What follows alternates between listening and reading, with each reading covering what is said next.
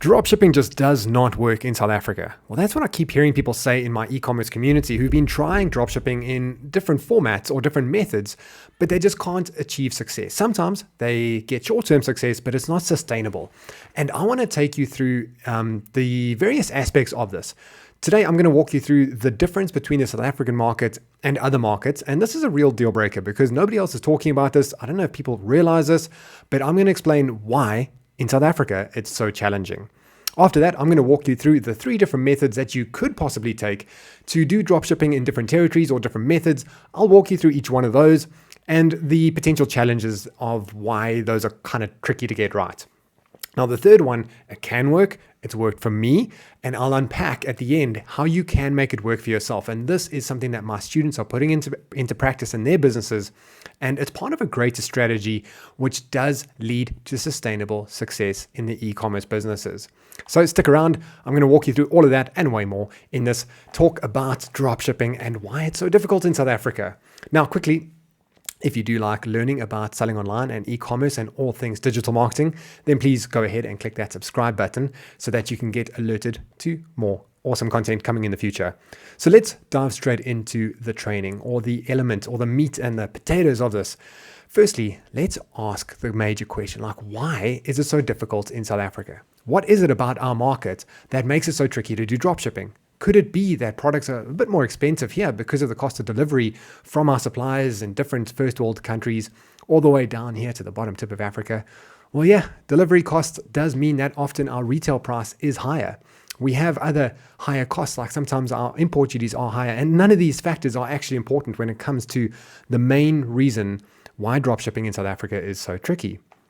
In fact, even if you phone up suppliers and you see that they don't want to deal with you, they won't tell you why they don't want to deal with you. And there's a reason behind that.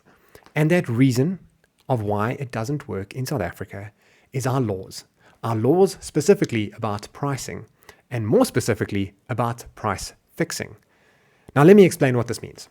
In America, if you are a retailer, then you would go to your supplier, your wholesaler, and you would ask them to sell their products. And they would say, yeah, you can sell our products and you will sell at this price. This is the price you're going to sell at. And if you go any lower, we're going to cut you off. We can sue you. We can do all those cool things. So they can dictate the price and they can control the pricing. And that means that they can willingly and openly work with dropshippers because they have that element of control.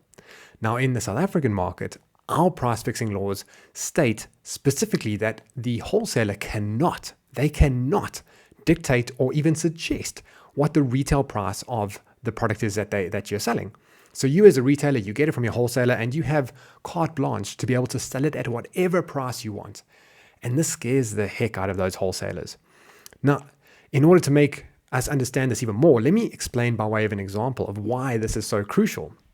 You see, these wholesalers, these importers, these distributors, they've been building their business for years and years and years. And they build their business by building relationships with their big retail partners. And often those retailers are companies like Cape Union Mart, Sportsman's Warehouse, Dion Wider, they're gone. But like all the big retailers that we know and love, the ones that we shop at, right? And over years, they've been building those relationships with those retailers. And those retailers, when they buy in bulk. Not only do they buy in bulk, but they are investing their money. They are putting some skin in the game. They are buying stock. And when Sportsman's Warehouse does a flash sale on a particular product, fine, it's within their right to do so. But they've got skin in the game. They've invested in these products. So go for it. That's kind of how it works. But in the event that Sportsman's Warehouse, for example, is running a specific, maybe a very aggressive deal on a specific product range, the supplier to Sportsman's, the wholesaler, cannot phone up Sportsman's and say, hey, do you mind pushing your price back up? Can you bring it back up because everybody else is getting irritated? Other people are starting to drop their price. And you cannot do that. You simply cannot. That's price fixing. And you will get a slap on the wrist in terms of a big, hefty fine. And that will not be pleasant. Now, there's actually a supplier that I've dealt with. I'm not going to mention who it is, but it's one of the biggest consumer electronics distributors in the country. And years ago, they were caught for collusion, price fixing, and they were given a 5 million rand fine. Now that company, that was a bitter pill to swallow. That was a difficult lesson to learn. But that kind of set home the seriousness of this. Like, they cannot talk about price. They cannot dictate price. They cannot even suggest a price.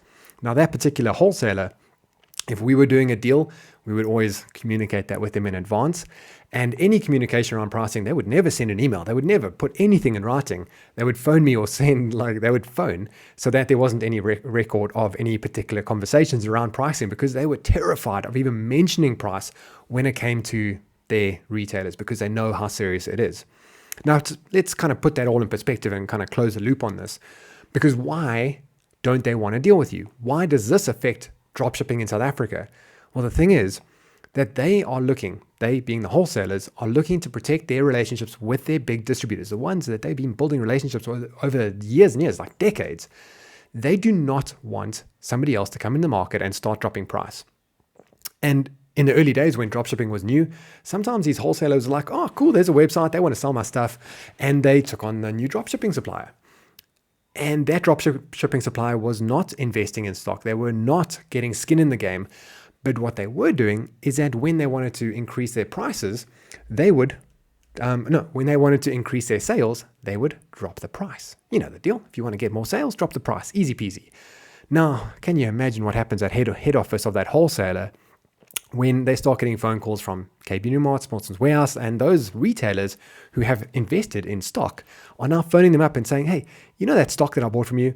There's a funny little website out there who is undercutting us. They've dropped the price. What's going on here? Who are these guys? Like, we have a relationship. We're friends. We've been mates. We've gone on holiday together. We do dinners, right? But now you're not protecting us. And the thing is that they cannot at all phone up that dropshipper and say, please raise your price. They can't even do something like stop supplying them. That's price fixing in itself. They have no control over it.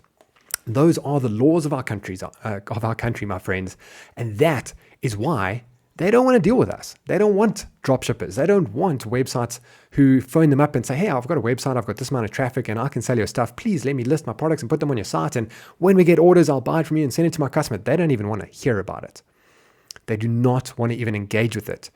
Even them engaging with it, they might get into trouble to actually answer you, to explain what I've just explained. If they were to put this in an email and say, look, we don't want to deal with you in case you drop the price, that's price fixing. And they might get a hefty little fine and a slap on the wrist. And you see, this is why nobody's talking about it, and nobody recognizes that this is the major pitfall to e-commerce dropshipping in South Africa. This is why so many of the biggest wholesalers just do not want to even entertain the idea of working with dropshippers. They just don't want to know it. And they will not ever tell you what I've just told you. So now that we understand why it doesn't work or why it's so complicated, and I'll circle back to this at the end when I explain how it can work and how I've made it work for myself and how my students are making it work for them, let me kind of change tack a little bit here and go into the 3 different types of dropshipping. Because we're based in the bottom tip of Africa, and we do have options. Like, we've got options, right? Because option number 1 is that we could do dropshipping, whereby we buy products from Alibaba or Wish or anywhere, and we sell it into the US market or the European market or Australia or these developed markets where there's lots and lots of customers. And that seems like such an attractive business model. And it should work. It should work. But why is it that there's so few people who are making a success of this, and more specifically, a sustainable success of this? Because I do find people who are doing well and they're making some cash, and then I'll chat to them in a few months' time and they're like, oh, that hot trending product that I had, lots of competition came up and then the trend went down and I'm struggling to find the next product. And it's not sustainable. Well, not too many that I've found, at least. And I've spoken to a lot of people about this. You see, the thing is that when you, as a website owner, go into the US market, by example, you launch your website and you do your digital marketing and you start finding products, and you find like this new kind of inflatable sofa or whatever the trending product is going to be for this Christmas, and you find a supplier, you get the thing, maybe you do a private label, you got your own brand, and you launch it on your website and you start advertising to the US market. Now, whatever time frame that took you to do that whole process, there are guys who've been doing this way longer than you. They have their supply chains that have been set up for years. They've identified that hot trending product long before you did. They've already got it in the market. Not only do they already have it in the market, but they have a database of people who've bought from them before. They've been doing this for a while. Not only do they have a database of people who bought from them before, but they've got pixel data. They've got audiences who they can actively show this new hot trending product to, and those people are going to buy it from them. So that means that their cost of acquisition is going to be far less than yours. And unless if you're at the level that they are in terms of marketing, when they've been doing this for a long time, this is a mature market, you're going to be spending way more in terms of getting those sales. And you're going to be competing against the best of the best. This is going to the big leagues, my friends. And you're going into the most competitive market, and you're coming in fresh with no database, no pixel history, no audiences, whereas they have all of that. And that's when people kind of get frustrated. They're like, I'm doing all the things, I'm finding the products, I'm doing it on the website, I'm doing the ads, and yet my cost of acquisition is super high. I'm spending tons of money on advertising, and the conversions that I'm getting are very minimal. I'm struggling to turn a profit over here. And before you know it, that hot trending product has withered away into the history of trending products. And now you got to start the process all over again. You got to find the next one, and you got to act quick because there's lots and lots of competition, right? And this is why sustainable success in that model where we're dropshipping from China to the first world countries, that model, it should be doable, but it's not sustainable. And I'm saying that because I am yet to find somebody who is making a sustainable success of that exact model. And let's also not forget the time zones, because this doesn't seem like it should be an issue. But when a customer or somebody emails you, or your warehouse is doing a delivery, they send you a communication, you're asleep. Then you wake up, you send a communication back, they're asleep. Then by the time they've sent it back, you're asleep. And communication is just so vastly delayed that people who try this model end up kind of turning themselves into a night owl so that they can work in the American time zones. And that's just not fun. So until I find somebody who is making a sustainable success of this, and if it's you, please let me know, because I'd love to interview you, then I'm going to put this in the category of like, it doesn't work right now. All right. So that was first option in terms of the dropshipping availability, the dropshipping options available to us, shipping from China to first world countries. Now let's go to dropshipping option number 2. Option number 2 is dropshipping from China to South Africa. Okay, that should work, because now we have this opportunity where we can get products at like a fraction of the price, and we can sell it on our website. And then when we get orders, we can just kind of bring it from China to South Africa, get it delivered, easy peasy, right? But there's a conundrum in this situation here. And that conundrum comes down to the delivery costs. Because in order to sell something at a cheaper rate, we're buying it from China, right? So there's a win. But in order to deliver that product to our customer in South Africa at a cheap rate, we can't do it by courier, because that's just going to eat into our profits, and the customer's going to end up paying equal to or more than what they would have paid if they just bought it locally from a local distributor. So couriering it is just not an option. And the alternative is the postal service. Chinese guys, they love their postal service because it works. They say, we'll send it with EMS. EMS is a bomb, it works, but EMS gives it to the South African Post Office. And I don't know if you've ever tried sending something by the South African Post Office, but the last stat I saw was that they lost 31% of their parcels last year. That's 31% of your parcels. There's also no tracking details whatsoever. And it can take 6 to 9 weeks to get that delivery. And after week 4, you're going to get an email from your customer saying, where's my delivery? Where's my tracking details? And you're going to say, I don't know. I can't get tracking details, and I don't even know if your parcel's going to arrive. And after 6 weeks, they're going to phone you again. They're going to email you again and say, where's my product? I want it, or I'm getting a refund. And you still don't even know if it's going to arrive, and you certainly can't track it. And this is a big problem. Now, you could fall into that 31% of products that just vanish into the ether that was the South African Post Office, or maybe it arrives. Or maybe it arrives after the customer got furious, shouted at you, and you ended up giving them a refund or sending another product, and it's a disaster. What a mess up.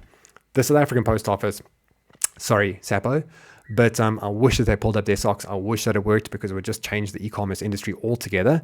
But at this point, it's not working the way that I would like it to work, or like many people would like it to work. And so for that reason, I'm also going to kind of put that in the category over here of like, oh, it doesn't work just yet. Now, there is a slight change and an interesting development happening in that space, because something that I was a part of developing is the consolidation of air freight from China into South Africa. You see, because it's so expensive when we air freight something by courier that it becomes prohibitive. But what if we, as our collective group of merchants, our community's got well over 30,000 members in it. That's the Insaka e-commerce community on Facebook. Go and join. It's for free. And in that group, we've got tens of thousands of merchants, all of whom, not all, but many of whom are importing from China. And they all are just they're just paying a fortune for that air freight. Now, what if we could all share a load, like all put our products into the same container and then fly that in together, so we share the cost of the shipment? Now, we're not going to get it as quick because we need that container to be full, but it's still going to take much quicker than sending it by post. Like instead of 3 to 4 days, we're going to get it in like 7 to 10 days. And the cost is going to be greatly reduced. Now, this is actually available to you guys right now. So there's a company called Airpool. It's like carpooling where everybody jumps in the same car to share the cost of the fuel. Now we're going to Airpool. So you can airpool.co today and you can put all your products together in a consolidated air freight shipment, and it flies in once a week. It goes to the local warehouse in Kempton Park, gets deconsolidated, deconstructed, whatever the word is, and then it gets shipped out to your customers. So that allows you to sell at a cheaper price and still not charge an arm and a leg for the delivery, which is pretty cool. So previously I had it in this category of like it doesn't work. Now it's starting to work better, but our delivery time frame is still like 7 to 10 days to our customers, and the shipping cost isn't as cheap as post office, but it's way cheaper than going on the courier. So Airpool is actually a really cool solution. Check it out. It's awesome. And that is actually possibly changing the game in that regard. So that is summing up option number 2. So option number 1 was drop shipping from China to America. Option number 2 was China to South Africa. So what's option number 3? And this is the one that can work. This is the one that's worked for me. And this is not the sexy one. This is not the one that people are kind of getting all excited about doing, but this is the one that can work, and it has worked for me. And quite simply, it is drop shipping from a South African distributor to a South African customer. Now, earlier, you heard me explaining at great lengths that South African distributors don't want to work with us dropshippers, and they don't. So how can this work? Because it sounds quite easy. I'm like, yeah, Warwick's just telling me that all I need to do is dropship from some local wholesaler, distributor, and send it out to my customer. But the thing is that they don't want to work with you. And earlier, when I was talking about them not wanting to work with you, I referenced something important. Maybe you picked up on it. I said that they wanted to protect their big retailers because they've been building relationships with those retailers for years and years. Now, the key word is in there, relationships. Relationships, trust, history, knowing that they can trust you, that you're not going to be that dropshipper who just drops a price. And if you can get that right, if you can build that relationship, if you can get in there, then they are going to want to work with you. And I can say this with confidence because over my various companies, I have sent over 250,000 parcels in South Africa via dropshipping using this exact model. Okay, so it does work. And at the same time, I teach this to my premium students here at Insaka Academy, and they put it into practice in their business, and it works for them too. Now, I'm also going to kind of circle back to how I specifically advise my students to do it. This is normally my premium training, but because you guys have made it to this far in this video, I want to share this with you guys because that's really how it actually works, how you can make it work for yourself too. So quite simply, let's talk about dropshipping within South Africa. South African wholesaler, South African customer, send it across, easy peasy. Not so much. And I kind of saying that with tongue in cheek a little bit because a lot of people are attracted to dropshipping because they see it as an easy business model. Turn on a website, get some dropshipping supplies plugged in, and then sit back on the beach with a cocktail. It does not work that way. This is a business and it needs to be treated so, or else it's not going to be successful, sustainably successful. And so how are we going to make this work? Because it can, but it's not as easy as people want it to be. Sorry if that's bad news for you, but business is not always easy, and maybe this isn't the first time you're hearing that. And if other people are telling you that it is easy, don't listen to them. All right. So relationships, trust, history. How do we go about building this? How do we get those wholesalers to want to work with us? The thing is that they want to know that they can work with somebody that they do trust. They want to know that you aren't just going to be that company, that website that drops a price and then they get all those angry phone calls from Cape Union Mart and Sportsman's Warehouse and all of those things that they just don't want. How do you make that happen? Well, you have to build the trust. You have to build the history with them. And one thing that many people don't want to hear me say is that initially, my recommendation is when you're reaching out to a wholesaler is to not approach him as a dropshipper, but to approach him as a retailer, as somebody who's going to invest in stock, put skin in the game, open an account, meet the minimum order quantity, buy stock, and then sell that stock. And the trick here is that you really want to do this in order to do one thing. That one thing is to open up your account. Now, many wholesalers and distributors, they'll tell you upfront that they don't deal with dropshippers. They won't tell you why, because if they did, they'd have to explain what I explained in the beginning, and that in itself would be price fixing. They can't do that. They just say they don't want to deal with you. But they do want to deal with companies and websites and e-commerce businesses who are investing in stock. because that's like perfect, great. You meet their minimum order quantity, you're buying stock, you got skin in the game, great. Sign up, get your account, happy days. This is where it gets interesting. In my experience, in every single time I've done this, every single time I've gone through the process of opening the account, once the account is open, then I have a conversation with them. Now that conversation goes something like this. Now firstly, okay, I'll get there. Firstly, when you buy stock, you want to be quite tactical about what stock you buy. Now, you want to definitely invest your hard-earned money into the products that you feel and believe are going to be the fastest moving items in their product range. Don't buy like a wide spread of everything. Buy like the fast-moving consumer products that they sell, the hot products. Those are the products that you want to buy when you're investing your capital into it. Now, you got that stock, and you phone them up, you go for a meeting, you go for a coffee, and you say to them, you say something along the lines of this. You say, look, these products that are sitting in your warehouse, like you've always got your fast moving products, everybody wants to buy those ones. That's what we bought. That's what we wanted. We've invested our money in that. And when I went to the retailers, like, look, I walked into Sportsman's Warehouse, KP Unimart, whichever retailer, whichever niche you're in, I walked into that store and I noticed one thing. The thing I noticed that really jumped out at me is that these stores, they are investing in stock of your fastest moving items, which makes sense. Like that's business sense. Like you want to buy the items which are going to sell the quickest. However, you, Mr. Wholesaler, I would imagine in your warehouse, you've got way more products in this product range than what's on the shelves in those retailers, right? Right, of course. They've got like the whole width and depth of the product range of whatever we're talking about here. And the thing is that they need to sell those products, all the rest of the products in that product range. And their big retail partners, the big retail partners are only investing in the fast-moving consumer goods, like the same as what you've done right now. However, the difference is, and this is where it gets interesting, is that then you move into your pitch, your dropshipping pitch without calling it that. You say, dear Mr. Wholesaler, you and I have a relationship now. You know I'm serious. You know I bought some stock and I have my account open. How about I help you? I'm going to help you by listing all the other products that are sitting in your warehouse on my website. And I'm going to do that because those products that are sitting in your warehouse are far more likely to sell when they are available for sale on my site than when they're just sitting in the back of your warehouse gathering dust, right? Right, of course they are. Because if they're sitting in the warehouse gathering dust, they're just not going to sell. And they need those products to sell in order to convert that inventory back into cash. They need to shift that stock.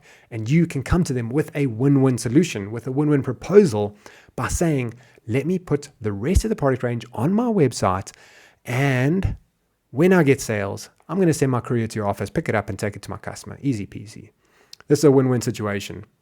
You know I'm legit. I've invested in stock. I've got your guys back. I am meeting your minimum order quantities. We have a relationship now. And never say this, but you want to portray the fact that you aren't going to be that person who just drops a price. If you're going to drop the price, if you're going to do a deal, always do it in conjunction with your supplier. Ring them up and say, hey, look, Father's Day is coming up, Bride Day is coming up, Christmas is coming up, Black Friday. What products can I help you move? Let's do a kind of a deal together. Let's do a promotion. Don't just go and drop price because they're going to get irritated with you. And as soon as they're irritated with you, that trust is broken. And when trust is broken, just going down that slippery slope of them not wanting to work with you anymore. And so you see, this is how it can absolutely work. And now I'm going to kind of go into the strategy that I teach to my premium students, which has worked for me and does work for them for sustainable success, because my advice to them is always the same, is that dropshipping should not be the sole purpose and sole strategy of your business. That's not what it's about. There's risk in that. There's risk in the fact that your suppliers could run out of stock of your most popular items. They could cut you off. They could go bankrupt. And it's so difficult to get their accounts open in the first place because, as you now know from this lengthy explanation, they don't want to deal with dropshippers. But dropshipping should be a part of your strategy, a part of your arsenal for success, for sustainable success. Now, my advice to my premium students is this. Always buy stock of your most important products, of the high profit products, of the fast moving products. You want to have control of that stock. You want to have it in your stockroom, in your warehouse, so that in the busiest times, you don't run out of stock. Imagine you go into Black Friday and you phone up your supplier and say, look, I got a couple of orders for this particular product. And they're like, oh no, Take a Lot already took them. They bought us out. We've got nothing for you. That's a disaster. It's a disaster. You have no control if you don't control the stock. And if you know which products are important to your success, buy stock, invest in it. Even if you have to kind of get the money somehow, invest stock into the products that are most important to your business's success.